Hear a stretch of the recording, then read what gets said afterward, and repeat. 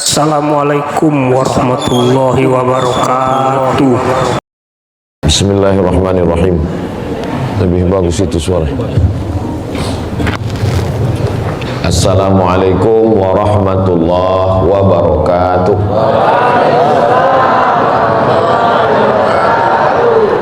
Anak raja menangkap balam, balam hinggap di jambu kelutuk. Dari bunyi sambutan salam, nampaknya jamaah masih mengantuk.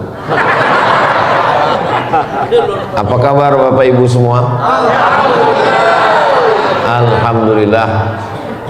Alhamdulillah, alhamdulillah, wa syukurillah, wa la hawla wa la quwata illa billah. Allahumma salli ala Sayyidina Muhammad wa ala ali Sayyidina Muhammad. Yang sama-sama kita hormati Sahibul Bait, Sahibul Hajat, Sahibul Majlis, Bang Ahmad Ali beserta Ibu Nilam dan seluruh keluarga.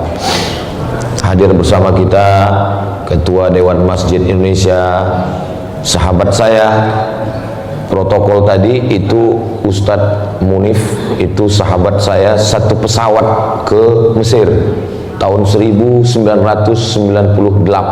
Jadi kami bersahabat ini udah seperempat abad lebih. Sekarang 2024, sudah 26 tahun yang lalu. Alhamdulillah hubungan kami tetap baik. Mudah-mudahan bersahabat di Mesir, bersahabat lagi di Palu, bertetangga di surga. Amin. Lihatlah betapa bersihnya hati jamaah. Padahal yang saya doakan cuma kami berdua. Yang lainnya begitu semangat mengatakan amin.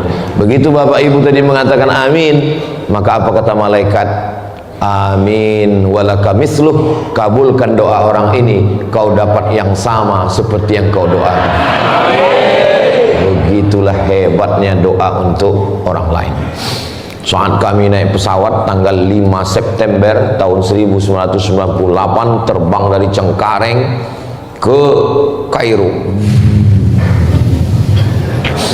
Pakai jas, pakai dasi, pakai topi, sampai di Kairo ditanya sama kakak-kakak kelas, naik pesawat apa? Royal Jordan Airlines. Kata teman-teman kami, itulah tiket pesawat yang paling murah. Kenangan yang luar biasa. Hari ini tidak pernah terpikir di kepala saya bahwa nanti saya akan datang ke Palu, jumpa lagi, nggak pernah, sedikit pun tidak pernah terlintas. Tapi rupanya Allah punya kuasa. Innama amruhu idza arada syai'an ayaqula lahu kun fayakun. Tidak ada yang mustahil. Akhirnya kita dipertemukan di tempat yang baik, tempat ngaji. Ini kan rumah Pak Ustadz. Ini saya pun heran, ini rumah apa tempat pengajian? Ternyata memang disetting sama Ibu Nilam untuk tempat mengaji. Jadi tidak ada sound systemnya. Tidak ada kita lihat sound system, karena dipasang di atas memang langsung rumah untuk tempat ngaji. Ada salah seorang ulama namanya Kiai Haji Maimun Zubair. Di antara pesannya, kalau mau buat rumah, buatlah, niatkan rumah itu tempat ngaji. Insya Allah anak cucunya suka pada ngaji. Tapi kalau rumah diniatkan untuk yang lain, maka yang lain dapat, ngaji belum tentu dapat. Kita ingin anak cucu kita suka kepada ulama, suka kepada ngaji, istiqomah iman dan Islam. Kita semua insya Allah husnul khatimah. Saya kalau ngaji subuh itu lebih suka mengkaji ayat Quran, bacaan sholat, supaya waktu sholat itu dengan faham sholat kita menjadi lebih khusyuk insya Allah. Jadi yang akan kita bahas subuh ini adalah surat yang selalu kita baca. Bismillahirrahmanirrahim. Wattini wazzaitun wa turi sinin wa hadzal baladil amin. Laqad khalaqnal insana fi ahsani taqwim thumma radadnahu asfala safilin illa alladhina amanu wa amilus salihati falahum ajrun ghairu mamnun fama yukadzibuka ba'du biddin alaysallahu bi ahkamil hakimin. Pak Ustadz, saya sering baca ayat itu tapi saya nggak ngerti artinya. Ya nggak apa-apa, dengar aja dapat pahala. Wa idza quri'al Qur'an, kalau ada orang baca Quran fastami'u lahu, dengar baik-baik, wa ansitu, diam, la'allakum turhamun, dengar aja dapat pahala. Apalagi faham maknanya. Baca Quran dalam sholat, baca auzubillah, iya. Kami nggak dengar bacaannya sir. Sir. Setelah itu baru jahar. Bismillahirrahmanirrahim. Alhamdulillahirabbil alamin. Sepakat 4 mazhab. Mazhab paling tua Imam Hanafi. Nomor 2 Imam Syafi'i, Imam Maliki. Nomor 3 Imam Syafi'i. Nomor 4 Imam Hambali. Membaca ta'awuz bacaannya sir. Pernah kemarin Pak Ustadz, ada Ustadz kami undang ke rumah kami, pas baca auzubillahnya dia baca jahar. Auzubillahi minasyaitonirrajim. Itu namanya imam grogi. Bisa, kita kalau terlalu grogi bisa. Makanya sebelum sholat itu kita tarik nafas. Astaghfirullahaladzim. Qul a'udzu birabbin nas, malikin nas, ilahin nas, min syarril waswasil khannas, alladzi yuwaswisu bin nas minal jinnati wan nas. Serahkan diri kepada Allah supaya Allah menolong kita. Maka a'udzubillahnya sir. Menurut mazhab Syafi'i, baca a'udzubillah setiap rakaat. Rakaat pertama, a'udzubillahi minasyaitonirrajim. Bismillahirrahmanirrahim. Rakaat kedua, rakaat ketiga, rakaat keempat. Zuhur, maghrib, rakaat ketiga. Subuh, rakaat 1, rakaat 2. Menurut mazhab Hanafi dan Hambali, a'udzubillahnya rakaat pertama saja. A'udzubillahi minasyaitonir. Rakaat kedua, rakaat ketiga tidak lagi. Bapak Ibu baca, waduh saya nggak ingat Pak Ustadz. Tiba-tiba ingatnya salam aja. Itulah maka sholat ini perlu perenungan. Doa. Ustadz kok langsung baca wattini wa zaitun? Kenapa doa iftitah dengan Fatihah Ustadz belum bahas? Iftitah sudah pernah dibahas, Al-Fatihah pernah sudah dibahas. Bisa ditonton di channel Ustadz Abdul Somad Official. Subscribe, like, share, and comment. Cari aja di situ Ustadz Somad Al-Fatihah, nanti dapat kajiannya. Ustadz Somad Iftitah, kita sudah bahas dari mulai Allahu Akbar kabira walhamdulillahi katsira wa subhanallahi bukratan wa asila. Sekarang kita bahas ayat-ayat pendek supaya kalau kita sholatnya lebih kita renungkan maknanya, tujuannya supaya lebih khusyuk, hati lebih tenang insyaallah. Amin ya rabbal alamin. Setelah baca a'udzubillah, baca bismillah. Baca bismillah dalam Al-Fatihah 3 mazhab. Mazhab Syafi'i jahar. Bismillahirrahmanirrahim. Mazhab Hanafi dan Hambali sir. Bismillahirrahmanirrahim. Alhamdulillahirabbil alamin. Arrahmanirrahim. Itu kenapa kalau kita di Masjidil Haram, Masjid Nabawi, bismillahnya jahar apa sir? Sir. Karena Saudi Arabia pakai mazhab Hambali. Bismillahirrahmanirrahim. Sedangkan Maroko, Tunisia, Aljazair, Andalusia, Mauritania, Libya itu mazhabnya Maliki, tidak pakai bismillah sama sekali, langsung alhamdulillah. Alhamdulillahirabbil alamin. Arrahmanirrahim. Enggak usah kelahi masalah bismillah ini. Mau pakai bismillah, mau tidak pakai bismillah, mau bismillah sir, mau bismillah jahar. Tapi kalau di mayoritas masyarakat kita bismillahnya jahar, jangan dibaca sir. Itu bisa menimbulkan fitnah. Nah, Indonesia mazhabnya Syafi'i. Datang Imam Masjidil Haram Syekh Abdurrahman Sudais jadi imam di Masjid Istiqlal. Saya penasaran waktu beliau jadi imam di Istiqlal, kira-kira nanti dia pakai bismillah sir atau bismillah jahar. Yang dia pakai bismillah versi Saudi Arabia Hambali atau Syafi'i. Pas dia jadi imam, bismillahirrahmanirrahim, ternyata beliau bismillahnya jahar karena menghormati Indonesia yang pakai mazhab Syafi'i. Saya ceramah di Masjid Muhammadiyah di Pekanbaru, Riau. 4 tahun saya penceramah di Masjid Muhammadiyah. Setiap subuh kalau disuruh saya jadi imam batuk. Kenapa Ustaz nggak mau jadi imam? Karena saya tahu Masjid Muhammadiyah majelis tarjihnya pakai bismillah sir Hambali. Sedangkan saya kalau jadi imam, bismillahnya jahar. Saya tidak mau merusak tradisi kebiasaan di masjid itu. Maka untuk selamatnya pura-pura batuk supaya imam tetap maju. Dia maju ke depan dan saya jadi makmum. Yang paling enak itu jadi makmum, tinggal ikut aja. Allahu Akbar. Imam makmum nggak boleh komplain, tinggal ikut aja. Tadi subuh kenapa Ustaz mau jadi imam? Saya diminta jadi imam, minta saya maju ke depan. Nah, kenapa Ustaz nggak pura-pura batuk? Ini bukan masjid. Semua ada jawabannya. Nah, maju ke depan. Bagaimana dengan bismillah setelah waladhdallin? Amin. Menurut mazhab Syafi'i, kalau dia awal surat baca bismillah. Bismillahirrahmanirrahim. Wattini wazzaitun. Tapi kalau ada yang tidak membaca basmalah, langsung wattini wazzaitun juga boleh. Karena bismillah dalam Al-Fatihah dengan bismillah di awal wattini wazzaitun nggak sama. Coba lihat nanti Quran. Bismillahirrahmanirrahim angka 1. Alhamdulillahirrabbilalamin angka 2. Tapi dalam wattini wazaitun bismillahirrahmanirrahim nggak ada angka 1. Wattini wazaitun angka 1. Kenapa? Karena bismillah dalam Al-Fatihah ayat. Bismillah dalam wattini wazaitun bukan ayat, tapi pemisah antara dua surat.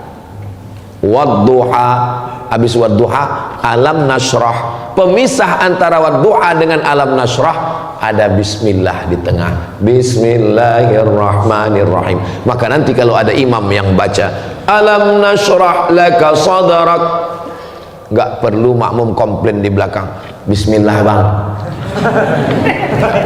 Karena memang kalau tidak dibaca tidak apa-apa. Tapi kalau ada yang baca, kita juga tidak perlu komplain. Bismillahirrahmanirrahim. Wattini wazzaitun wa turi sinin. Ini perlu kita pahami bersama supaya tidak menimbulkan konflik. Karena masalah-masalah khilafiyah ini di tengah masyarakat bisa jadi perkelahian. Dulu Pak Ustadz kelahi di masjid kami gara-gara bismillah sir, bismillah jahar. Gara-gara kunut tidak kunut, gara-gara zikirnya jahar, zikir sir, gara-gara doa bersama. Alhamdulillah sekarang sudah nggak kelahi lagi Pak Ustadz. Kenapa? Karena udah nggak sholat lagi. Ini juga masalah. Ini masalah besar. Nah, setelah kita bahas a'udzubillah dengan bismillah, sekarang masuk ayatnya. Wattini. Kalau ujungnya wattinu, artinya buah tin. Kalau artinya wattini, demi buah tin. Wallahu, dan Allah. Tapi kalau ujungnya wallahi, demi Allah. Makanya hati-hati menyebut. Datang saksi di pengadilan, hakim mau nanya, apakah kesaksian anda ini benar? Benar Pak Hakim. Bersumpah? Iya. Coba bersumpah. Wallahi, tallahi, billahi. Sumpah. Maka Allah bersumpah dalam ayat ini, wattini, demi buah tin. Apa beda sumpah Allah dengan sumpah kita? Kalau Allah bersumpah demi makhluknya, Allah bersumpah demi matahari, wasyamsi waduhaha. Allah bersumpah demi bulan, wal qamari idza talaha. Allah bersumpah demi malam, wal laili idza saja. Allah bersumpah demi siang, wan nahari idza tajalla. Allah bersumpah demi bintang, wan najmi idza hawa.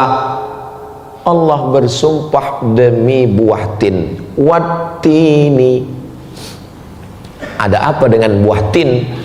Ternyata buah tin, buah yang kandungan gulanya tidak tinggi menurut kesehatan. Banyak orang takut ke gula kena diabetes mellitus. Maka di antara buah yang disarankan yang kadar gulanya tidak terlalu tinggi adalah buah tin. Panjang umur, sehat badan. Kalau kita bisa sampai ke tanah suci Makkah, nanti pergi ke pasar buah, beli buah tin. Dan semua nama buah yang ada disebutkan dalam Al-Quran bisa tumbuh di seluruh dunia. Di antaranya adalah buah tin. Di rumah teman saya di Bekasi ada videonya, saya makan buah tin. Dia tanam di dalam pot, berbuah. Dan saya pun pernah nanam, berbuah. Buah tin bisa tumbuh.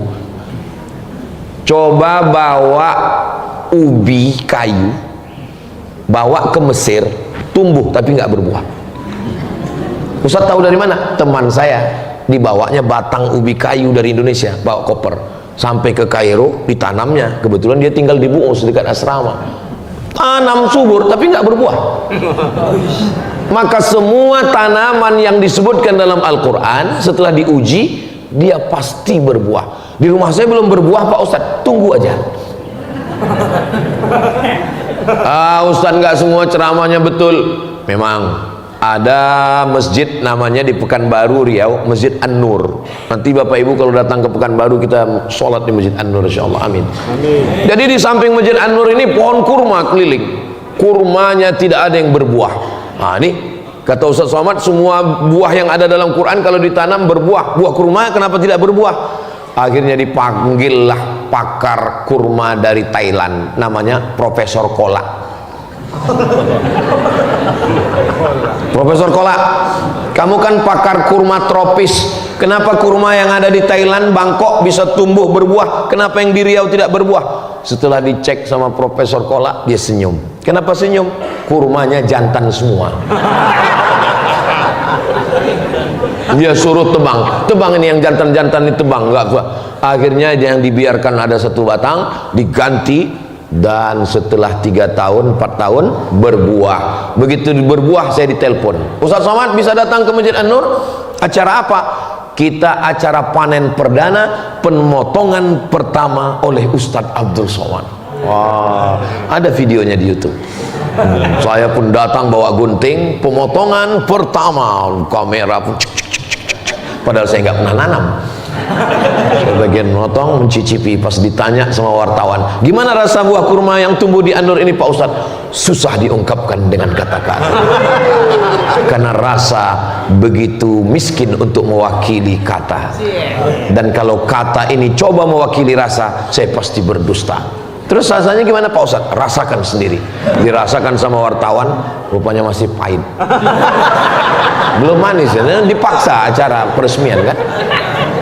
Nah, jadi Bapak bagus makan buah tin. Makan buah itu setelah makan berat atau sebelum makan? Dulu waktu saya kecil diajarkan makan nasi dulu. Habis makan nasi minum teh manis, baru cuci mulut. Dikasih kates, dikasih mangga, dikasih nenas, cuci mulut. Sekarang barulah ketahuan karena pengajian-pengajian, rupanya makan buah dulu. Saya dikasih tahu sama dokter, Pak Ustadz Somad, kalau makan nasi dulu baru makan buah, buahnya jadi ampas, jadi sampah. Tapi kalau Ustadz makan buah dulu, maka usus Ustadz ada pemanasan. Sama kayak main bola, langsung turun ke lapangan main bola, kakinya kram. Tapi kalau pemanasan dulu, jogging dulu, lari dulu, maka tidak kaget, maka makan buah dulu. Kalau kita makan buah, buah ini manis. Kalau sudah makan manis, kita kenyang. Kalau sudah kenyang, kita tidak banyak makan nasi. Nah, jadi kalau mau anak itu kenyang duluan, kasih dia buah dulu. Kasih buah semangka agak 3 biji, 3 potong. Kasih buah tin. Buah tin bagus, tidak terlalu manis. Maka kalau perutnya kenyang, makanya anak jangan kasih manisan, jangan kasih permen. Karena kalau dia banyak manis-manis, dia tidak banyak, dia tidak makan. Akhirnya nanti dia lapar lagi, lapar lagi. Maka yang paling bagus adalah, kenapa makan buah dulu? Mengunyah. Kita kalau makan buah itu mengunyah. Orang yang mengunyah itu langsung tertanam dalam pikirannya, kamu sudah kenyang. Itulah kenapa makanan itu kita banyak mengunyah. Orang yang banyak mengunyah, maka dalam pikirannya kamu sudah kenyang. Makanya dihitung kunyahan itu beberapa kali. Sekarang orang banyak makan tidak kunyah lagi, kanan kiri gul, kanan kiri gul. Jadi Al-Quran itu penuh dengan rahasia. Wattini, buah tin. Ada masjid di Jakarta, saya sholat di Taman Mini Indonesia Indah TMI, Masjid At-Tin. Saya sangka Masjid At-Tin itu diambil dari Wattini, rupanya dari nama Ibu Tin, istri Pak Harto. Wattin. Setelah wattin baru ayat berikutnya waz zaitun. Wattini waz zaitun, buah zaitun. Saya kalau sudah cerita buah zaitun ini ingat waktu transit sama Ustadz Munib di Jordania. Kami turun di Amman, ibu kota Jordania, nginap di Hotel Alia. Besok baru terbang ke Kairo. Pas bangun pagi-paginya sarapan, diketuk pintu. Yang ngetuk pintu namanya Ustadz Jabal Alam Sahna Sutian, udah meninggal dunia. Allah maafirlahu warhamhu wa'afihi wa'afan. Sarapan mat, sarapan. Kami pun pergi ke tempat sarapan. Saya tengok kawan saya nyendok buah warnanya hijau besar-besar ini. Mereka sendok banyak-banyak, penuh piringnya. Saya ini orangnya suka penasaran. Ini apa yang disendok ini? Saya ambil, saya gigit, nggak enak, nggak mau. Saya lihat kawan saya yang nyendok banyak, ini kira-kira dimakan, semuanya buang ke tong sampah. Rupanya yang diambil buah zaitun. Buah tin manis, buah zaitun. Dibeli itu buah zaitun 1 kilo, dimasukkan ke dalam ember, jeruk nipisnya 1 kilo juga. Masukkan buah tin 1 kilo, jeruk nipisnya potong, perahkan 1 kilo juga, simpan, itu jadi fermentasi. Begitulah cara menghilangkan kecut kelat yang ada di dalam buah zaitun. Kalau sudah kecanduan buah zaitun, setiap makan nasi pakai buah zaitun, setiap makan pakai zaitun. Saya alhamdulillah kalau pergi ke Makkah, ke Madinah, makan pakai buah zaitun. Di Mesir makan buah zaitun, di Maroko makan buah zaitun. Ternyata buah zaitun ini kalau diperas dia mengeluarkan minyak. Itulah yang disebut dengan minyak zaitun. Paling bagus masak nasi pakai minyak zaitun, nasi mandi pakai minyak zaitun. Orang Maroko banyak pakai minyak zaitun. Saya heran, kenapa di Indonesia kita tidak pakai minyak zaitun? Padahal minyak zaitun bagus sekali. Setelah lama baru saya tahu alasannya. Ternyata harganya. Akhirnya kita pakai minyak kelapa sawit. Kualitas minyak yang paling tinggi minyak zaitun. Di bawah minyak zaitun minyak kelapa. Di bawah minyak kelapa coconut oil. Di bawah minyak kelapa sawit. Minyak kelapa sawit pun ada lagi kelas-kelasnya. Yang paling murah adalah minyak curah. Maka usahakan minyak kelapa. Kalaupun nggak pakai minyak kelapa, minyak yang sudah dipakai beberapa kali, dipakai goreng, pakai lagi pinggir jalan, itu menyebabkan, memicu pertumbuhan kanker. CANCER. Orang barat nyebutnya cancer, orang kita payah apa itu kanker. Mudah-mudahan kita sehat walafiat semuanya.